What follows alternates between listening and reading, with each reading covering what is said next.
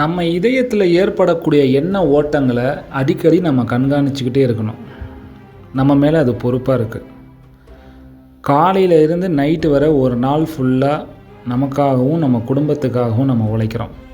அப்படி உழைக்கும்போது நம்மளுடைய இதயத்தில் ஏற்படக்கூடிய அந்த எண்ண ஓட்டங்களையும் நம்ம கவனிக்கணும்.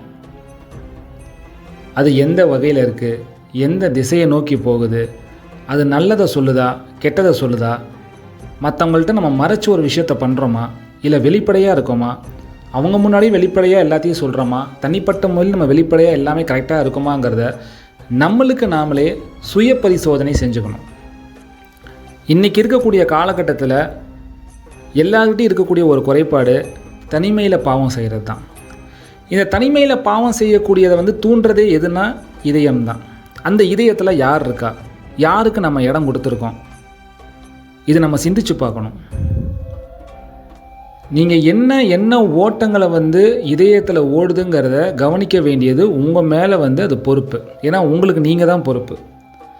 நாம் எது பண்ணாலுமே எது செஞ்சாலுமே நல்லது பண்ணாலும் சரி கெட்டது பண்ணாலும் சரி இந்த உலகத்தில் வாழக்கூடிய மனிதர்கள் எல்லாருமே நல்ல விஷயம் பண்ணியிருக்கப்பா, உன்னைய பார்த்து தான் கற்றுக்கணும் அப்படின்னு சொல்லுவாங்க. இவ்வளோ கேவலமாக பண்ணிட்டியே, நீயே இப்படி இருந்தால் அப்போ மற்றவங்க எப்படி இருப்பாங்க, உன் கூட இருக்கிறவங்க எப்படி இருப்பாங்க, உன்னோட குழந்தைங்களும் இப்படி தானே இருக்கும்னு சொல்லிட்டு நம்மளை தான் ப்ளேம் பண்ணுவாங்க. அப்போது நம்மளுக்கு நாம் தான் பொறுப்பு. நம்மளுடைய எண்ண ஓட்டங்களுக்கும் நாம் தான் பொறுப்பு. வீடியோ பார்த்துட்டு இருக்கவங்க எல்லார்கிட்டையும் ஒரு கேள்வி கேட்குறேன். நம்ம மனசில் என்ன விதமான எண்ண ஓட்டங்கள் ஓடுதுங்கிறத யோசிச்சு பாருங்கள். நம்ம தனிமையில் பாவம் பண்ணுறோமா, இல்லை நம்ம வீட்டு ஆளுங்க யாருக்கும் தெரிஞ்சிடக்கூடாதுன்னு சொல்லி மறைச்சி ஏதாவது ஒரு வேலை செய்கிறோமா, நாம் உண்மையாக இருக்கோமா, இந்த மாதிரி எண்ணங்கள்லாம் எங்கேருந்து வருது? ஏன் நம்ம ஒரு விஷயத்தை மறைச்சி பண்ணுறோம், ஏன் ஹைட் பண்ணுறோம், ஹைட் பண்ணி என்ன சாதிக்க போகிறோம்? ஒரு விஷயத்தை மறைச்சி யாருக்கும் தெரியாமல் நம்மளுக்குள்ளாரையே இருக்கட்டும் அப்படின்னு நம்ம ஒரு விஷயத்தை பண்ணுறோன்னா இந்த எண்ண ஓட்டங்களை யார் கொடுக்குறா? வேறு யாரும் கிடையாது, இது ஷைத்தான் தான். ஏன்னா ஷைத்தான் இறைவனுடைய எதிரி. அவன் இறைவன்கிட்ட ஒரு வாக்கு கொடுத்துருக்கான். மனுஷனுடைய இரத்தத்துக்குள்ளார புகுந்து அவனை கெடுப்பேன்னு சொல்லிட்டு இறைவன்கிட்ட அவன் அனுமதி வாங்கியிருக்கான். இறைவனும் அனுமதி கொடுத்துருக்கான். அப்போது இந்த ஷைத்தானை எதிர்த்து போராடக்கூடிய வாழ்க்கையில் நம்ம ஜெயிக்கணும் அப்படின்னா அந்த ஷைத்தான் அதே இதயத்துக்குள்ளார குடியேறுவாங்கிறது எத்தனை பேருக்கு தெரியும்? நாம் சொல்கிறோம் இந்த இதயம் இறைவனுடைய வீடு, இறைவனை கொண்டு தான் இந்த இதயம் சுத்தப்படுத்த முடியும், இறைவனுடைய திக்கரை கொண்டு தான் இந்த இதயத்தை சுத்தம் பண்ண முடியும். அப்போது இறைவனுடைய வீடாக இருக்கக்கூடிய இந்த இதயத்துக்கு நீங்கள் திக்கரு பண்ணாமல் இருந்தீங்க அப்படின்னு சொன்னால் அங்கே யார் வருவா? ஷைத்தான் தான் வருவான். ஷைத்தான் என்ன பண்ணுவான்? இறைவனை மறக்கடிக்கிறதுக்கான எல்லா வேலையும் அந்த எண்ண ஓட்டங்களையும் உங்கள் இதயத்தில் ஏற்படுத்துவான். இன்றைக்கி இளைஞர்கள் நிறைய பேர் செல்ஃபோன்லேயே நம்ம மூழ்கி இருக்கோம் இல்லையா? இன்ஸ்டாகிராம் திறந்தா ரீல்ஸ், யூடியூப் திறந்தா ஷார்ட்ஸ், வெளிநாட்டில் இருக்கிறவங்க இந்த டிக்டாக், இதெல்லாம் அந்த ஆப்ஸை டிசைன் பண்ணக்கூடிய அந்த வடிவத்தை பார்த்தீங்கன்னா ஒன்ஸ் அந்த ஆப்பை ஓப்பன் பண்ணிட்டா வெளியே அவ்வளோ சீக்கிரம் வரணுங்கிற மனசு வராது. அதுவும் வீட்டில் இருக்கக்கூடிய இல்லத்தரசிகளாக இருந்தாலும் சரி, வயசு பசங்களாக இருந்தாலும் சரி, அந்த இன்ஸ்டாகிராமுக்கு அந்த ஆப்பை ஓப்பன் பண்ணிட்டாங்கனாலே 1 ஹவருக்கு குறைஞ்சது அந்த எல்லா ரீல்ஸையும் பார்க்காம வெளியே வர மாட்டாங்க. அது ஏதோ இன்றைக்கி ஒரு ஃபர்லு தொழுகை மாதிரி ஆகிடுச்சு. அதை பார்த்தாங்கன்னா பார்த்துக்கிட்டே இருக்காங்க. ஸ்டார்டிங்கில் இந்த மாதிரி ஆப் யூஸ் பண்ணுறது தப்பு இல்லை அப்படிங்கிற மாதிரி தான் ஷைத்தான் நம்ம மனசில் அந்த எண்ண ஓட்டத்தை போடுவான். ஆனால் சில காலங்கள் கழித்து பார்த்தீங்கன்னா நீங்களே யோசிப்பீங்க, என்னடா இது நாம் இவ்வளோ அடிக்ட் ஆகிட்டோம், இவ்வளோ அடிமையாகிட்டோம் இந்த ஆப்புக்கு, ஃபோன்லேயே நம்ம இருக்கோமே அப்படின்னு சொல்லி இதை நம்ம உணர்றதுக்கே நமக்கு பல காலம் எடுக்கும். இங்கே தான் ஷைத்தான் ஜெயிக்கிறான். அப்போது நம்மளுடைய குறிக்கோள் என்னென்னா இந்த ஷைத்தானை ஜெயிக்க விடாமல் தடுக்கணும். இவனை ஜெயிக்க விடாமல் தடுக்கணும் அப்படின்னா என்ன பண்ணணும்னா இந்த இதயத்தை இறைவனுடைய கட்டுப்பாட்டுக்குள்ளார கொண்டு வர்றதுக்கு என்ன செய்யணுமோ அதை செய்யணும். இப்போ இறைவனுடைய கண்ட்ரோலில் இந்த இதயத்தை கொண்டு வரணும்னா நம்ம ஆல்ரெடி சொல்லியிருக்கோம் நம்ம சேனலில், இதய திக்கர் இதை பண்ணுங்கள். இந்த இதய திக்கர் தான் உங்களுடைய இதயத்துக்கு ஒரு பாதுகாப்பு அரண் மாதிரி இருக்கும். இந்த திக்கர் பண்ண உங்கள் இதயத்துக்குள்ளே இருக்கக்கூடிய அந்த ஆன்மாவுக்கு தேவையான பலம் கிடைக்க அது கொஞ்சம் கொஞ்சமாக ஆக்டிவேட் ஆக ஆரம்பிக்கும். நாளைக்கு உள்ளார இருக்கக்கூடிய இந்த ரூஹு தான் இறைவனை போய் சந்திக்கும். இந்த ரூஹு தான் வந்துட்டு நமக்கு வந்து சாட்சி சொல்லும்.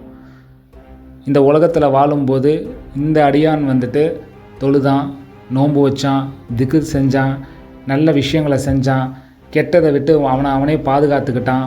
இந்த மாதிரி விஷயங்கள் சாட்சி சொல்கிறது எல்லாமே இந்த ரூஹு தான். இது எல்லாருக்கும் நடக்கும். இப்போது ஹயாத்தாக இந்த வீடியோவை பார்த்துட்ருக்க எல்லாருமே ஒரு நாள் ஒரு கட்டத்தில் நம்ம கண்டிப்பாக போய் இறைவனை சந்திக்க தான் போகிறோம். நம்ம சந்திக்க போகும்போது நம்ம எந்த வகையில் போகணுங்கிறத நாம் தான் தீர்மானிக்கணும். இன்றைக்கி உலகம் முழுக்க பாத்திலான விஷயங்கள் தான் நிறைய நடந்துகிட்ருக்கு. பாசிட்டிவ்னு சொல்கிறதுக்கு அளவு ரொம்ப கம்மி தான்.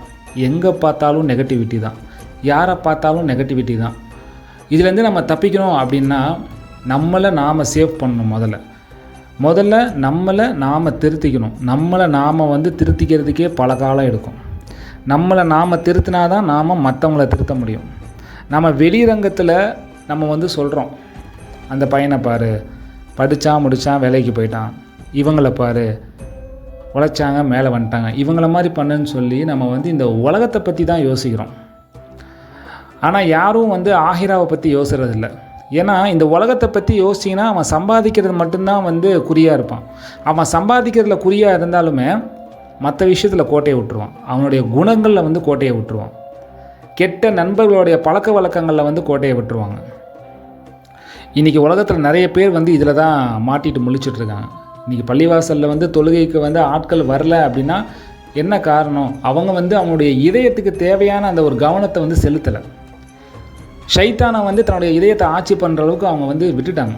அதனால் இறைவனுடைய வசனங்கள் என்ன தான் அவங்க காதில் கேட்டாலுமே அவங்களால அதை செய்ய முடிய மாட்டேங்குதுன்னா ஏன்னா அந்த அளவுக்கு அவங்களுடைய இதயத்தை வந்து ஷைத்தானை ஆக்கிரமிச்சுட்டான். இந்த அளவுக்கு விட்டது யாருடைய காரணம்? நம்ம யாரையும் குறை சொல்லக்கூடாது. இப்போ இந்த வீடியோவை பார்த்தும் கூட நம்ம எந்த ஒரு விஷயமும் எந்த ஒரு ஸ்டெப்பும் நம்ம எடுக்கலைன்னா நம்ம தான் அதுக்கு காரணம். என் காதில் இந்த விஷயத்தை நான் கேட்டும் நான் பண்ணலைன்னா அதுக்கு யார் பொறுப்பு? நாம் தான். எவ்வளவோ துவாக்கள், எவ்வளவோ திக்ருகள் இருக்குது. உதாரணத்துக்கு எடுத்துக்கிட்டிங்கன்னா ஒரு தலைவலி சரியாகிறதுக்கு கூட ஒரு துவா இருக்குது. நம்முடைய நாட்டங்கள் நிறைவேறதுக்குன்னு சொல்லி துவா இருக்குது. நம்முடைய ஹார்ட் ப்ராப்ளம், இதயம் சம்மந்தப்பட்ட பிரச்சனைகள் எதுவும் வரக்கூடாதுன்னா அதுக்கு தனியாக வஜீஃபாக்கள் இருக்குது. ஒவ்வொன்றுக்குமே ஒவ்வொன்று இருக்குது. அதனால தான் நம்ம சேனலில் நம்ம இந்த இதய திக்ர் செய்யக்கூடிய அந்த மெத்தட் எப்படின்னு சொல்லும்போது நான் ஒரு விஷயத்த சொன்னேன். இதுக்கு முன்னாடி நான் போட்ட துவா வீடியோவாக இருந்தாலும் சரி, இதுக்கப்புறம் நம்ம சேனலில் போடக்கூடிய துவா வீடியோவாக இருந்தாலும் சரி, இந்த இதய திக்ருக்கு கொடுக்கக்கூடிய முக்கியத்துவம் மாதிரி வேறு எந்த வீடியோவுக்கும் நான் கொடுக்க மாட்டேன். அதை நான் ஹோம் பேஜில் தான் அந்த வீடியோவை வச்சுருப்பேன்னு உங்கள்கிட்ட நான் சொல்லியிருந்தேன்.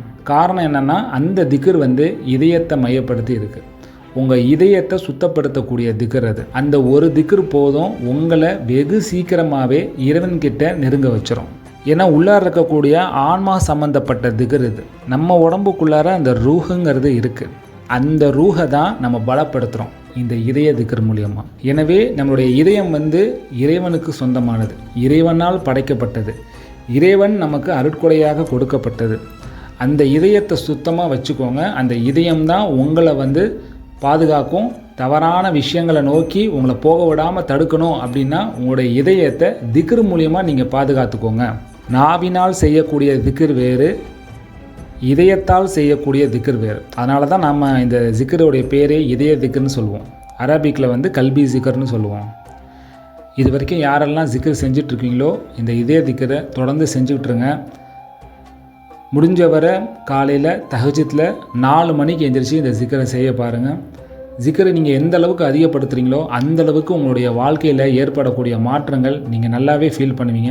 இது வரைக்கும் யாரெல்லாம் இந்த திக்கர் பண்ணிகிட்ருக்கீங்களோ உங்கள் வாழ்க்கையில் நீங்கள் எந்த மாதிரியான மாற்றங்கள் இது வரைக்கும் நீங்கள் ஃபேஸ் பண்ணிக்கிங்களோ மறக்காமல் அதை கமெண்ட்டில் போடுங்க.